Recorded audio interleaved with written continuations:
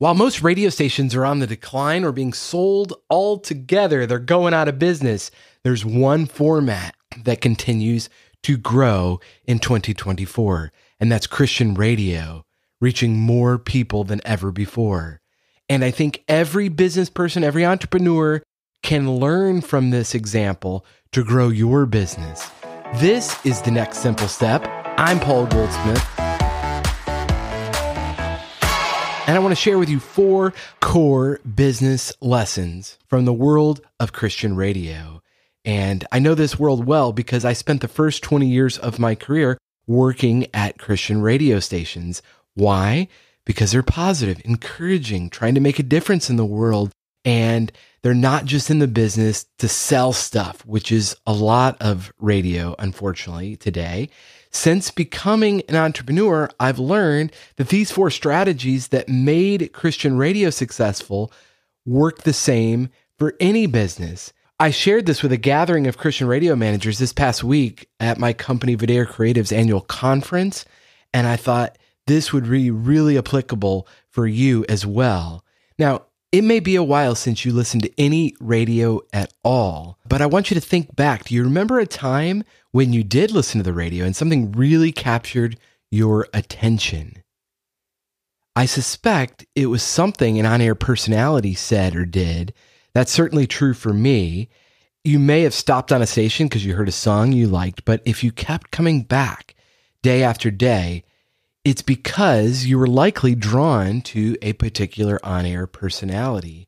Through consolidation and cost-cutting, a lot of radio have scaled back on the personality and have gone with a strategy of just play the hits. But problem is, the hits are everywhere. Everybody's got their own Spotify. The algorithm is better than any radio programmer. So at the end of the day, it's about the personalities. And this is true not just in radio, but in your business.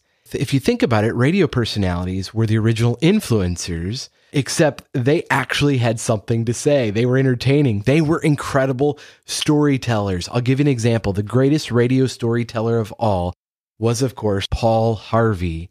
Here's a clip of him in his own words describing the power of radio.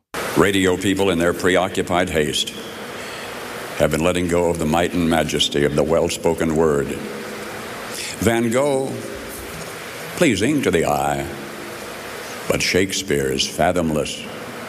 Our industry's poets you can count on your thumbs. Charles Kuralt when he has time. Jack Whittaker when some classic sporting event deserves added dimension. Trust me to paint pictures on the mirror of your mind, and I'll let you feel such agony and ecstasy, such misery and such magnificence as you would never be able to feel by looking at it. Well, give me an example here. Let me paint you a picture of unrequited love in 17 words. When the fire in me meets with the ice in you, what could be left but damp ashes? Now tell me, with what picture in oil or on film could you duplicate that poignancy? We court with the lights turned down to remain undistracted. We savor a fragrance or a kiss or a foot massage with our eyes closed. Or comedy. In young Paul's book, For What It's Worth, he was able to match cartoon sketches with some of the stories. He was not able to match a cartoon with this one. It's on page 135, where you meet Martha and Chris Gertson of Gering, Nebraska. Every weekday afternoon at 2, Martha lowers the window shades and disconnects the telephone and turns on TV to watch the wrestling matches.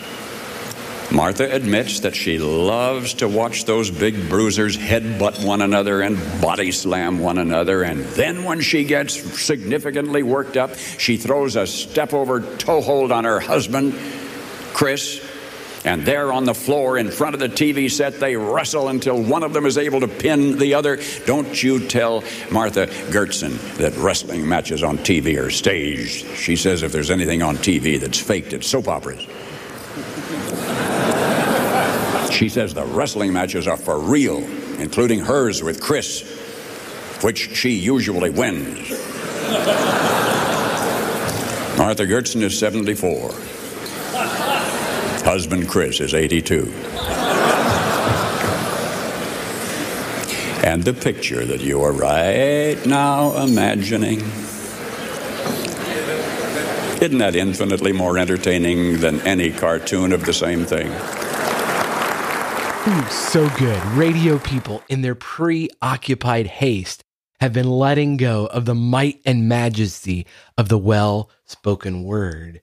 So whatever your business is, words matter. You have to invest in talent that can connect with your listeners or customers. Before TVs were in everybody's living room, radio was the centerpiece of the living room. Families would gather around the radio. And when TV came along, it took over. Television took over the living rooms. And now its successor, YouTube, Instagram Reels, and streaming services are the same. They're a way to check out, to zoom out, to turn off your brain and doom scroll. However, radio was different, or at least it was supposed to be. It's not there to just entertain or distract you, but provide you with a particular service, information you need to know to get throughout your day. Christian radio in particular is there to encourage and remind listeners that they're not alone, that they're loved. And now it can do that through the smartphones and smart speakers.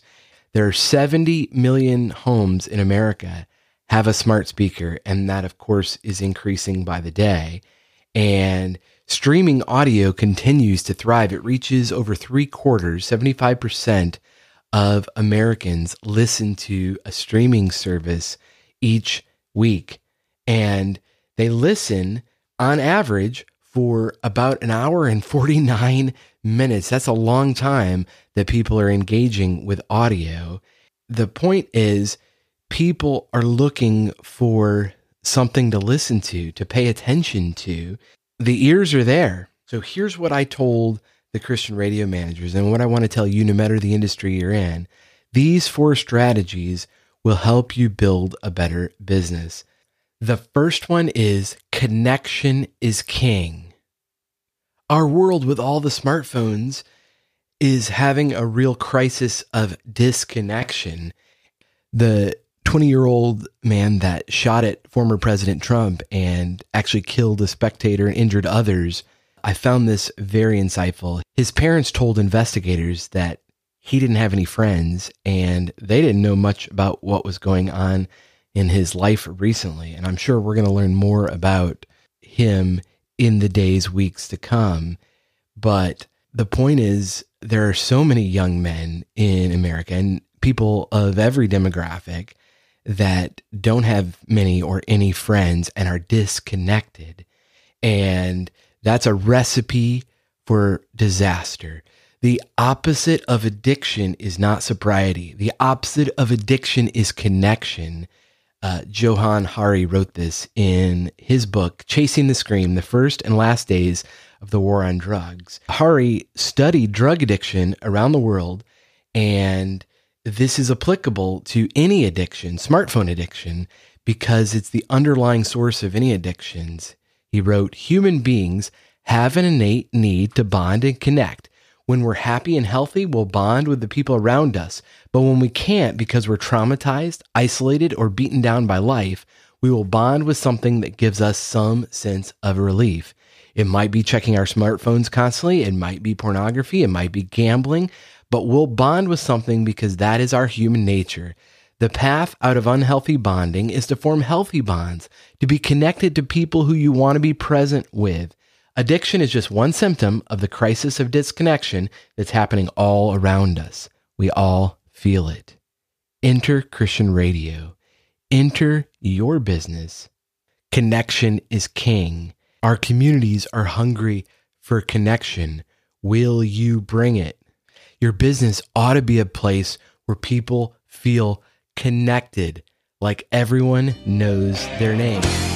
Sometimes you want to go where everybody knows your name.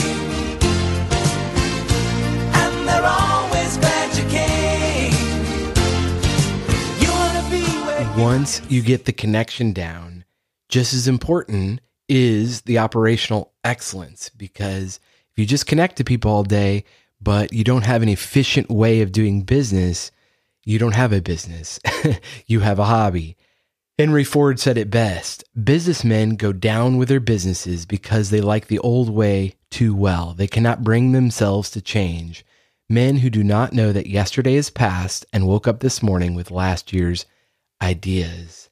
So in the radio world, anyone with a smartphone can stream music from Spotify, YouTube, or 1,000 other outlets, including other radio stations. But the way to stand out above the fray is by building a brand that has a unique process for how it delivers content or how your business delivers its good or service. And that requires operational excellence. Easy to say, not easy to do. And the example, radio's over 100 years old. Change is hard for them. Radio, just like your business, can learn from other industries. Fortunately, we can all learn from another industry that's over 100 years old. The automobile industry. Tesla may get all the press these days, but they only sold 1.8 million cars last year. Now compare that to Ford, a 120-year-old car company. They sold 4.4 million cars and had a profit over $4.3 billion in 2023.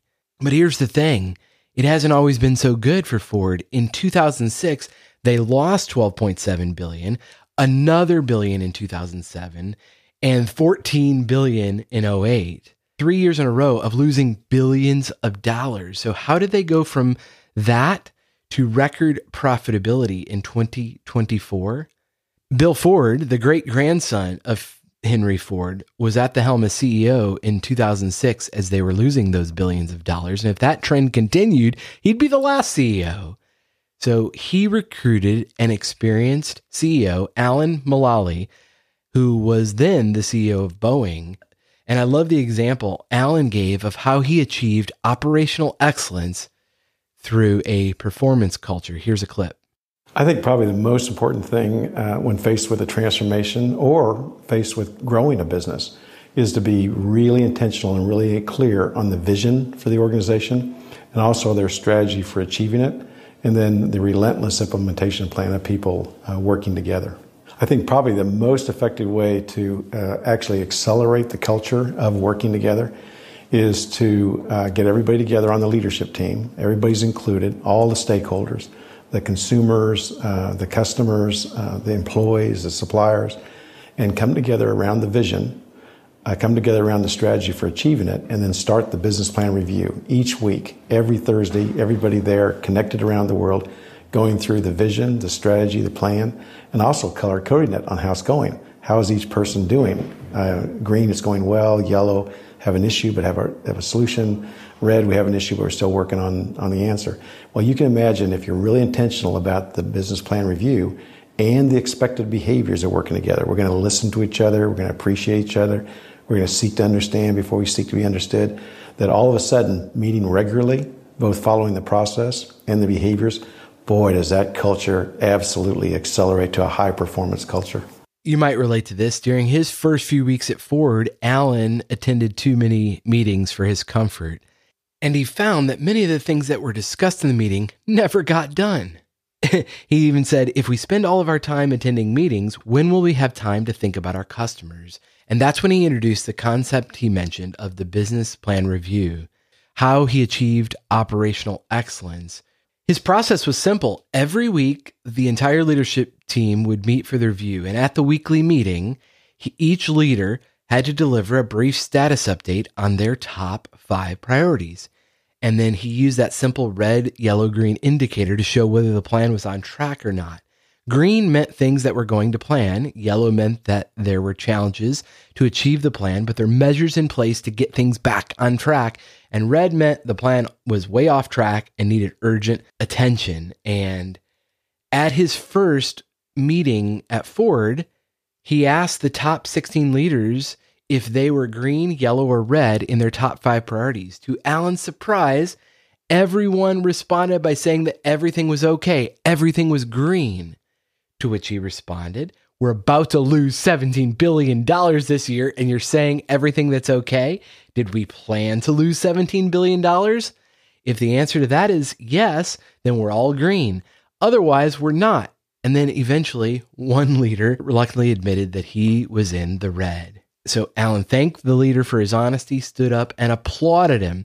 He said, "Thank you for having the courage to tell the truth and admit that you have a problem and don't have all the answers, and are unsure about how to get things back on track." Successful businesses aren't perfect, but they have systems for staying on the right track. And that's true in Christian radio, where K-Love is very operationally efficient. I know, I worked there for nearly a decade, and that's why they have over 20 million listeners. Once you have the foundation that connection is king, and you've created operational excellence, the third component that you can take away from the Christian radio stations that are thriving is by investing in your talent. People connect with people. Of course, they create the connection. Think about it. As I encourage those Christian radio managers to invest in their on-air talent and then continue to encourage them to be incredible storytellers. I've learned this in my other businesses, at our gym and in our restaurant, that the people that engage with the customers make all the difference. You can get a salad in other places. You can get a workout in many places or at home, but you come back to our business because of how the employees made you feel. And that is paramount. And so connection's king. Operational excellence is required to make money. And it's all about the talent because they create the connection. They build the operational excellence, and they keep the customers coming back. It's not merely transactional, it's relational. The fourth and final strategy that I want to share with you is you have to show the evidence. As Henry Ford said, you can't build a reputation in what you're going to do. And so you have to show customers, your investors, your donors, that you actually do the things you say you're going to do, that you are worth what you say you're worth. That really requires not taking for granted that you're good at what you do, but actually sharing the evidence of that in testimonials and letting your satisfied customers do the work for you. In our gym, it's before and after pictures. It's having members celebrate other members for milestones and achieving their goals. At our salad restaurant, it's really, highlighting those positive Google reviews, or when they share on Facebook, rewarding them so that they do more of that, because we can't rest on our laurels. We really have to continue to show evidence that there's proof that what we offer is of value to people, because if there's no proof, they're not going to take our word for it. If you want your business to bring in more money, you have to be worth more. I suggest you do that by focusing on connection, operational excellence, relationships over transactions, and continually providing evidence that you're doing what you say you're going to do, not just for your current customers, but for prospects that are checking you out. That's it. That's the core four that'll make any business better. Hope it's helpful to you. If you got any feedback, I would love to hear it.